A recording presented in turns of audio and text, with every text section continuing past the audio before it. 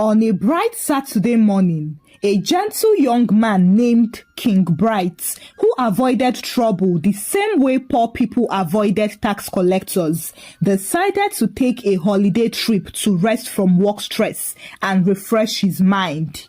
King Bright had hoped to go alone, hoping for peace. However, that peace died before it even started because his mother, Elizabeth, who had recently changed her name to Liz, ever since she discovered TikTok and Gen Z vibes, insisted on following him, saying she needed content for her page and that Dubai lighting would make her look younger than 25.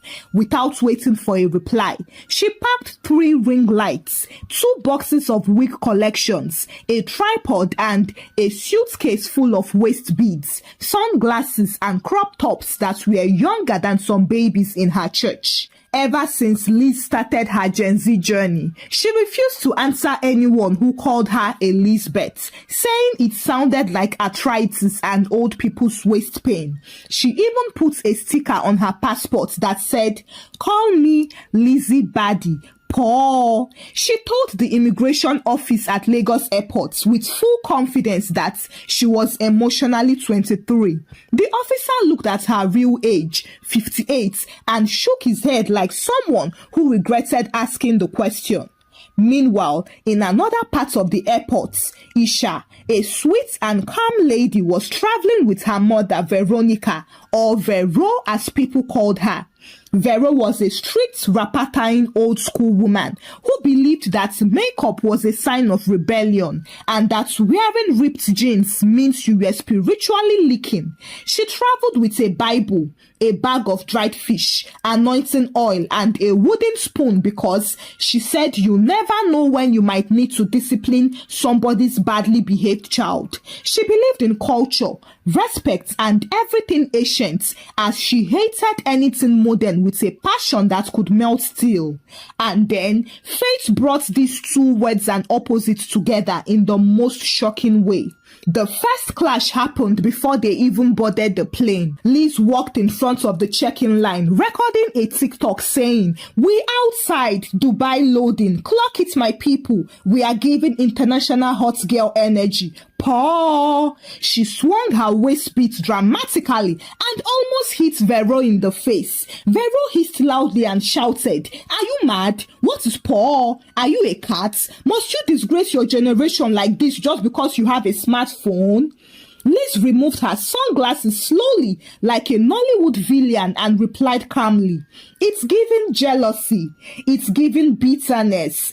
It's giving outdated anti-vibes. I don't argue with people born before color television." Everyone in the airport paused. Phones came out and a small crowd gathered because Nigerians love violence when they are not the ones involved. Vero tied her wrapper harder like someone preparing for war and said, "If I start now, you will sleep here today, I promise you." On the plane, fate decided to play with them again because Liz sat directly in front of Vero and refused to sit calmly. She kept taking selfies every 5 seconds saying, "Bright King, tilt the phone, let the jawline give." Meanwhile, King Bright, her son, was dying inside because he knew his mother's drama was global, not local.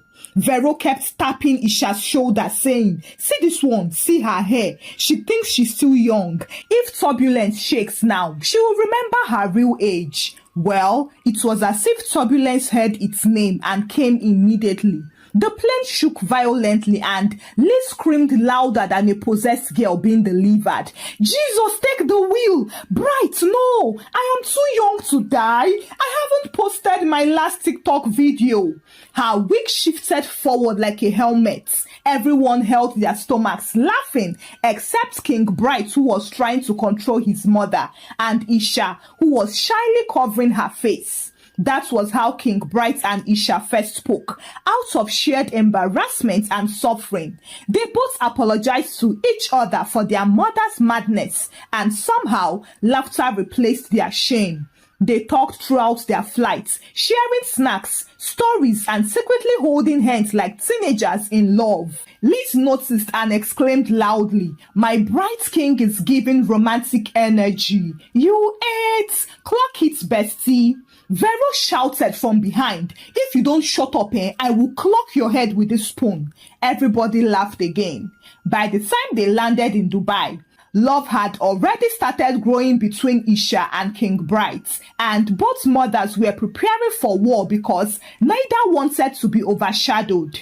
On the boat's cruise tour the next day, while Liz was live streaming and shouting, "We outside, Paul!" she almost fell into the water. Vero tied her wrapper up and shouted, "If you fall inside, I will not save you. You will swim with your paw nonsense." During the welcoming toast on the boat's cruise, the announcer mistakenly said, "Let's welcome the two grandmas." He had not even landed on the last word when the two women shouted, "Who is a grandma?" "I am baby girl Liz, period. I am Madam Veronica International. Respect that." Everyone on the boat clapped because free entertainment is a national treasure.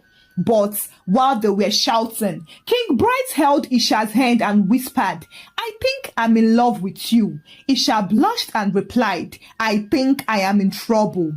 Things moved really fast between them, and 6 months later, they walked down the aisle. Isha conceived almost immediately, and 9 months later, Isha gave birth to a set of twin babies. The babies were beautiful, one boy and one girl. They were small like sachet water, but loud like I pass my neighbor generator. King Bright cried, saying, "God, thank you for giving me double blessing." But a nurse muttered under her breath, "And double school fees too."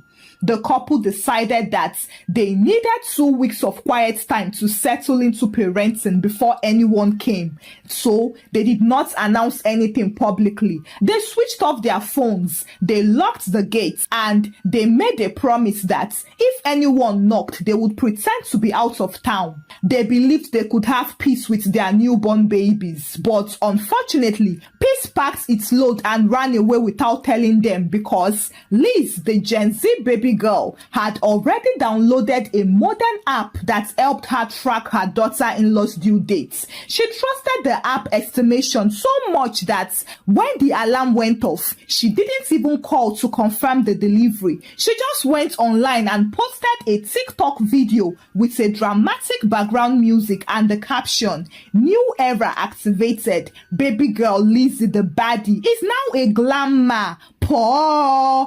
Hashtag grandma but make it Gen Z." She didn't mention names, but she sprinkled hints and emojis. Before evening, 53 phone calls were already on her phone. Among the people that called to confirm from her, someone called Veronica to confirm if her daughter had indeed put to bed. She nearly dropped her Bible in shock when she heard it. Vero marched to her wardrobe like a soldier preparing for war, tied her strongest wrapper, the one she used for family meetings, emergency, and village fights, and immediately she began cooking food as if she was about to feed a refugee camp.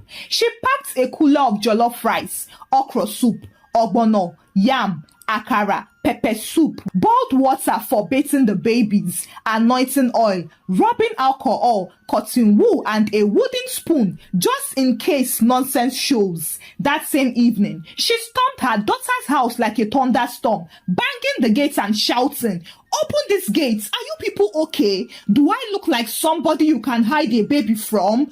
Open before I shout your secrets." King Bright opened the gates looking like someone who hadn't slept since secondary school. He forced a smile and said, "Mommy, welcome. They are sleeping. Please, let's keep quiet." Vero froze. "They? That is twins? My daughter had twin babies," and she pushed him aside and entered like a commander. "Where are my grandchildren?" She entered the room, looked at the twins as if she just discovered gold, and started singing hymns and crying at the same time. Without wasting time, she began arranging the house as if it belonged to her. She said, "First things first, throw away all these baby oils. We will use palm oil and hot water method. That is how we raise strong children."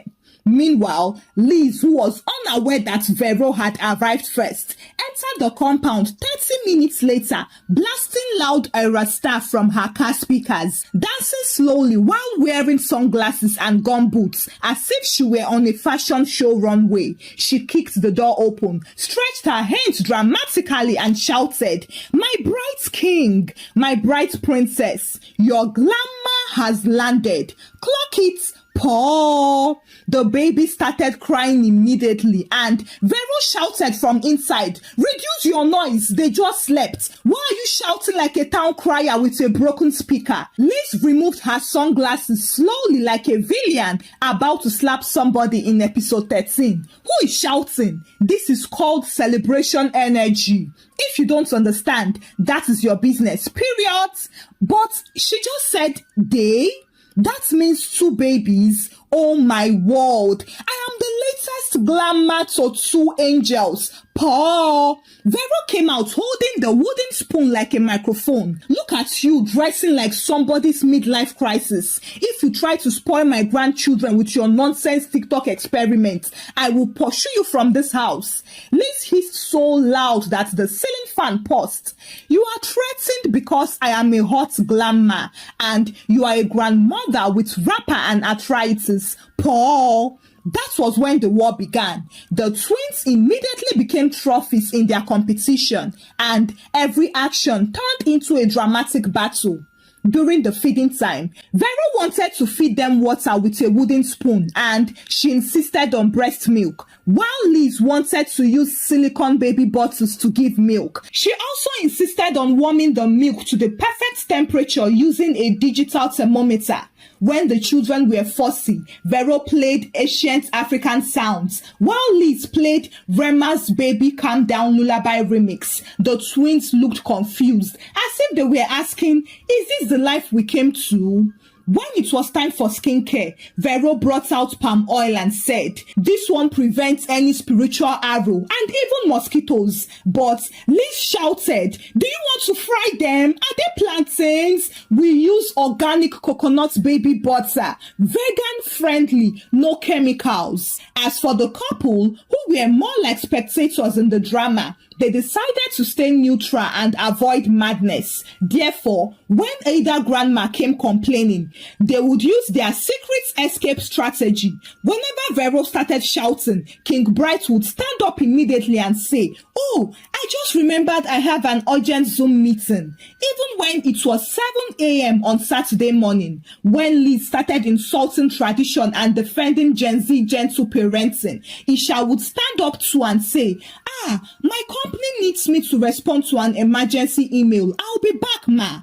That was how they always escaped like fugitives. One morning, Vero marched into the bathroom with her wrapper tied like a wrestling champion and announced confidently, "Everybody move! It's bath time. Let me show you how real women bathe newborns. Not this your useless modern methods." She filled a big bowl with hot water, so hot that steam rose like mountain smoke. Then she mixed it with cold water only once. Liz entered immediately wearing rubber Crocs and holding a temperature-checking baby thermometer. She paused when she saw the hot water and shouted, "What is this? Do you want to parboil them like rice? Check the temperature, clock it, verify it, validate it." Vero looked at her thermometer with irritation and said, "If you put your elbow inside and it does not peel, then the water is fine. That is how we did it in 1962. Liz screamed, "1962? Were you baiting human beings or yam? My grandchildren are not pounded yam, Paul." The twins started crying again from the shouting vibration, and the two women grabbed one baby each and began the baiting competition right there, splashing water everywhere, shouting instructions, correcting each other, and moving like two mad mechanics washing car parts. I poured across the bathroom floor. The soap slipped. Somebody stepped on it. Somebody screamed. Somebody's wigs fell inside the bucket, and the babies came out looking like wet, angry squirrels. King Bright came running and almost slipped on the soapy floor like someone skating to death. He shouted, "Mommy, please, calm down now before somebody dies." Vero snapped back, Nobody will die. In my time, we bathed children in hot water and they walked at 3 months. Liz shouted, in your time, rain was medicine and people died anyhow. We are not doing that again. Later in the afternoon, one of the twins started crying and refused to stop because the milk finished. Liz picked the baby gently and started whispering, tell me your feelings, princess. Use your words. Communicate. We are safe. We are loved. Paul. Vero stared in disbelief and then shouted, she's just 2 weeks old. What words does she have? You don't pamper children like this. They will become spoilt. Liz gasped dramatically. Spoilt? Excuse you? We do not call children names in gentle parenting. Validate their emotion. Acknowledge the experience. Vero tied her wrapper tighter, ready for combat. Which emotion? She's hungry. Feed her and shut up. Since you started saying Paw, the child has not slept. Just then, the baby screamed louder as if she was supporting Vero's arguments. Liz started pacing. Shh, little angel, I am trying to create a safe space for you. Vero raised her wooden spoon. Let me create peace for you. If I hit the spoon on the chair 3 times, she'll stop crying. She hit it once, bam. She hit it again, bam. And at the 3rd bam, the wooden spoon broke into 2. The twins stopped crying. Everyone froze. Even the ceiling fan held its breath. Vero lifted her hands to heaven and said, you see, somebody shout power. This is authority. Old school method works. Liz screamed like a fire alarm. You just traumatized the children. You are giving dictator vibes. You are cancelled. That evening, Liz decided to prove that modern baby sleep routines are better. She turned on white noise sleep playlists, dimmed the lights, then she wore a satin bonnet and tiptoed like a ninja. Meanwhile, Vero carried a speaker and started singing a loud church song. Jesuyo, Jesuyo, the baby must sleep. Jesuyo. Liz switched her playlist to Rema, Baby Calm Down Lullaby Remix to counter her. Vero turned on her speaker louder to drown Rema. Liz increased her speaker volume to 80%, while Vero raised hers to 100%. Before anyone could say, wait a minute, electricity tripped, both speakers blew and the lights went off. Worse still, the generator refused to start. The entire house went dark. The twins woke up and screamed like wild banshees. Liz bumped into Vero in the dark and fell. Her wig flew across the room. Vero stepped on the wig and shouted, who is that? Liz screamed, leave my wig alone. Isha rushed downstairs with a torchlight, saw 2 old women wrestling on the floor over nothing, and she dropped the torchlight on her foot, screaming louder than the babies. The whole neighborhood was now awake. A neighbor called their security guard saying, something is happening in that house, so it looks like domestic violence. 5 minutes later, a knock hit their gate like thunder. The security man shouted, open this gate, what is happening inside there? Everyone froze. Liz fixed her wig in a hurry. Vero adjusted her wrapper as if nothing happened. Both of them smiled with fake angel faces. When the guard asked who was fighting, Liz pointed at Vero. She started it. Vero pointed at Liz. She's the one. Both of them spoke at the same time. She wants to kill me. The security guard stared like someone regretting his profession. The moment the guard left, Vero marched to King Bright. Talk to your mother, she's mad. Liz marched to Isha. Tell your mother she's outdated and stressful. Immediately, King Bright stood up. I just remembered I have an urgent meeting. The CEO needs me now. He grabbed his laptop and ran like a thief. Isha jumped up also. There is this urgent email I need to respond to. Very important. She ran behind her husband and they locked the door upstairs. Both grandmas stood alone, staring at each other like 2 lions ready to fight for meat. The sun came out the next morning pretending everything was fine, shining beautifully over a house that was spiritually on fire. Nobody slept well. Not the twins, not the parents, and definitely not the grandmas. The babies cried all night, switching turns as if they were running a crying relay race. By dawn, King Bright looked like boiled plantain left inside hot water overnight, and Isha looked as if she had lived 3 lifetimes in just 12 hours. But the grandma were still ready for war because stubbornness is hereditary. During diaper changing time, they noticed that one of the twins had a little redness on the skin, just an ordinary diaper rash. But in the hands of 2 dramatic grandmothers, ordinary became catastrophic. Veron marched in holding shea butter in one hand and palm oil in the other. She said confidently, "This is how we treat rashes. Rub palm oil small, mix with shea butter, and the body will shine like a new tire." Liz jumped forward, holding a bottle of imported lavender essential baby oil and baby powder from America. She shouted, "Back off, backwardness. We use modern products here. This one prevents diaper rash and it is clinically approved." Paul Vero hissed, "Clinically approved my foot. If you mix oil and powder, it locks sweat inside. The skin will rot. Don't spoil my granddaughter's skin for me, oh." Liz rolled her eyes dramatically. "Rot? Oh, please, get educated. She's a Gen Z baby. We don't use local ingredients here." Vero's voice rose like a siren. "Local ingredients that raised you and kept you alive till today, Abi. See, if this thing touches my grandchild, I will fight you." Oh. Before anyone could stop her, Liz poured powder while Vero rubbed palm oil at the exact same time. The mixture turned into a thick paste like cement on the baby's skin, and the baby screamed louder than a pressure pot explosion. The other twin woke up out of sympathy and also began crying like a backup singer. Chaos erupted immediately. Liz screamed, "You see what your old school nonsense has caused?" Vero shouted, "It is you and your coconut head oil. Who mixes powder and oil? Are you making pancake batter?" They started shouting over each other, and Isha started crying too because she didn't even know what was happening anymore. Meanwhile, King Bright tried to carry both babies at once, but the crying increased. Voices rose, and one neighbor outside shouted, "What is happening again in that house? Are they killing a cow?" At this point, someone needed to act fast, but sadly, that person was not present because the only people in decision-making position were screaming like a church choir on key F and key disaster. Suddenly, Isha noticed that the rash area was getting worse. It was getting redder and swollen, probably from heat and harsh mixture.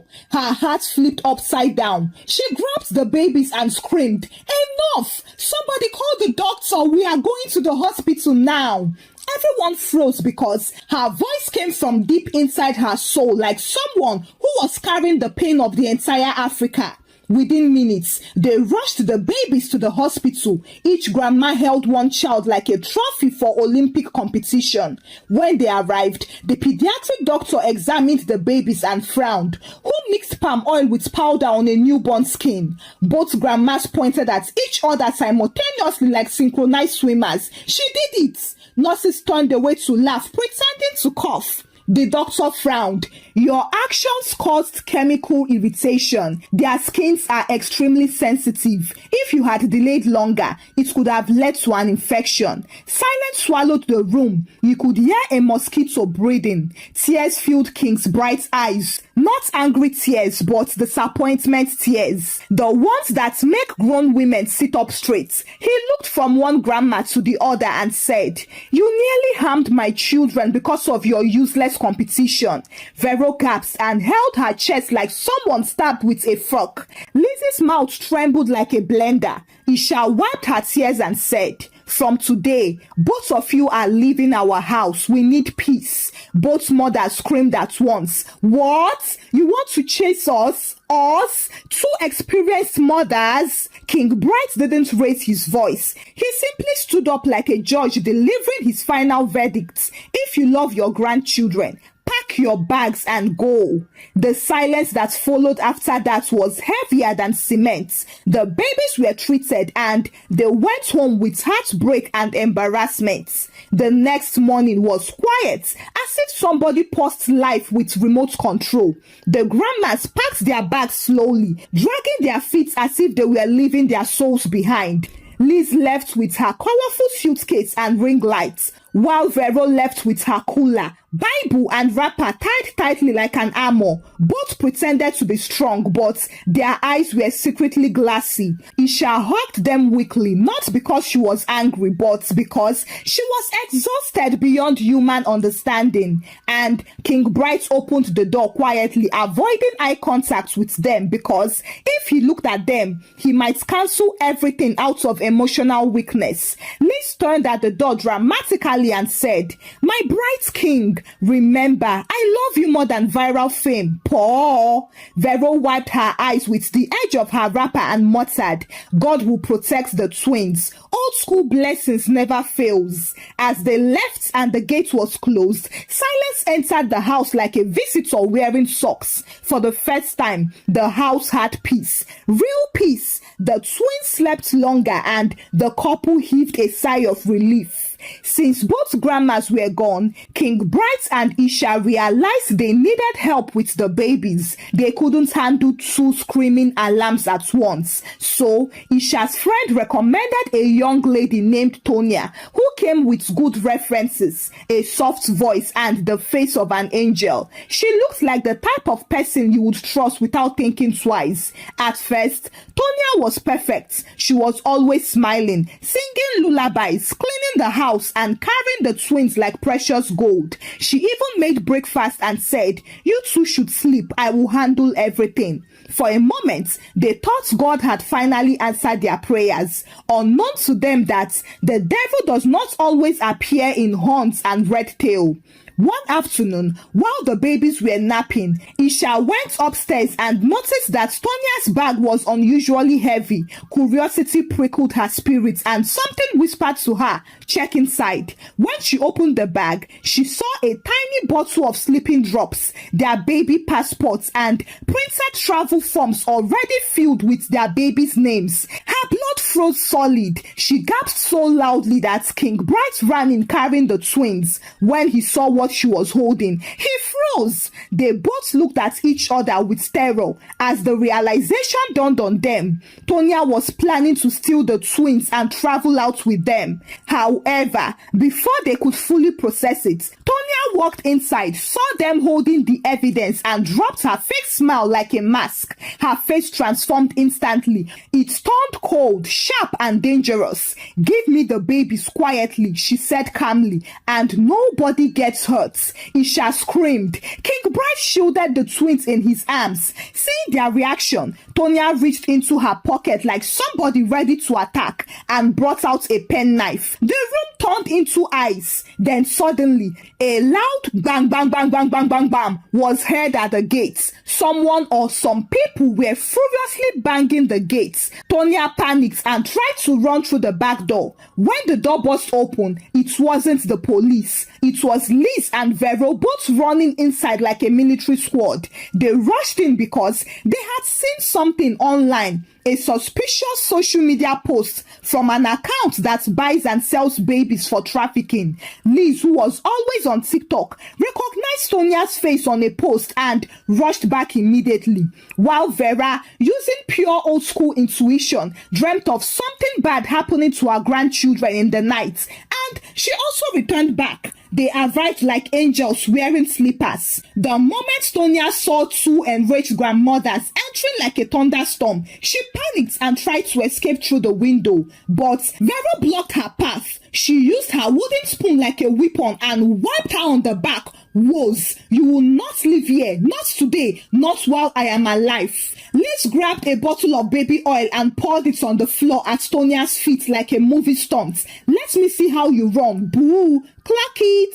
Tonya slipped dramatically and fell flat on the floor, sliding across the slippery tiles like fish in oil. Liz jumped on her back. Vero tied her wrapper around Tonia's hands like a rope, and they pinned her down until the security and neighbors rushed in. The police came. Tonia was arrested and everybody stood still shaking. When everything calmed down, the baby slept peacefully on their father's chest while Isha burst into tears, crying so hard that she couldn't breathe.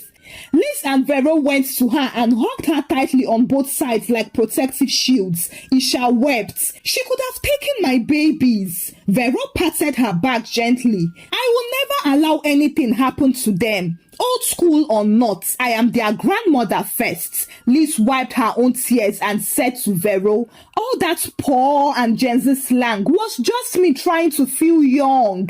I was afraid of being forgotten. I wasn't fighting you. I was just fighting time. Vero's face melted, and I was fighting change because everything new scares me. I thought if I didn't control enough, I would lose my place. Both women looked at each other for the first time with real understanding, not hatred. Then they hugged each other in the tightest emotional grip ever seen in history. King Bright whispered to Isha, maybe God used a thief to fix our house. Everyone laughed through their tears. That day, they signed a peace agreement. No more competition, no more shouting, no more palm oil mixed with powder experiments, and no more TikTok during baby nap time. Vero proudly exclaimed, we are one big family now. Liz smiled, yes, and we ate poor. Vero tried repeating it, we poor, we clock it, we ate. She waved her hands dramatically like a TikTok influencer.